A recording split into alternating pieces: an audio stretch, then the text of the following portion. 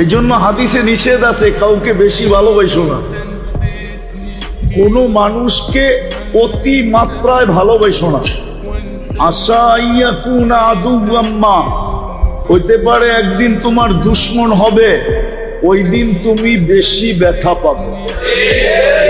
আবার ওর সাথে অতি মাত্রায় দুশ্মনী করো না।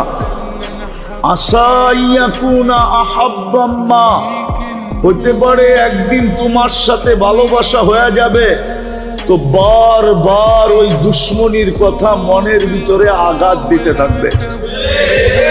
হ্যাঁ, অথচ সবচেয়ে বেশি ভালোবাসার দরকার ছিল কাকে? কি? আর আল্লাহকে রাজি করা শব্দটা আল্লাহর জন্য শোভনীয় হবে না। যদি বলি সাধারণ বাংলায়, আল্লাহর জন্য শব্দটা শোভনীয় না।